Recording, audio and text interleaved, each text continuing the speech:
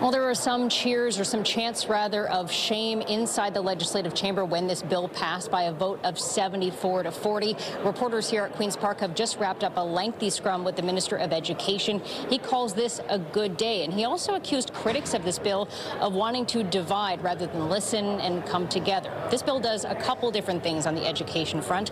It does make it easier for the Minister of Education to step in, intervene, take over, and appoint a supervisor at school boards right across the province. Now, before they really had to be in financial dire straits, this smooths that path. Paul Calandra has said he didn't have a specific board ready to launch a takeover of as soon as this bill passed, but he has been talking a lot in recent weeks about the Near North District School Board in Parry Sound. He says that is a board that's been rife with dysfunction.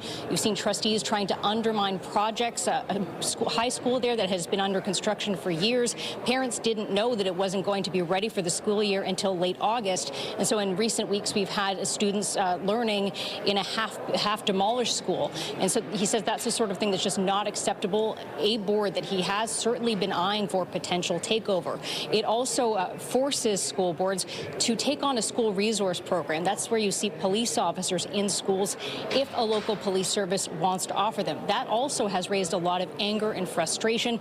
They worry about the kind of relationship that is going to have, or the effect it's going to have on racialized students. That's the question that Paul Calandra was asking when he says that he has been listening and accuses critics of this plan of wanting to divide. The critics of that plan, whether they come from the worlds of education or politics, say this is centralizing power in the Ministry of Education and taking away the influence and the input of parents, locally elected trustees.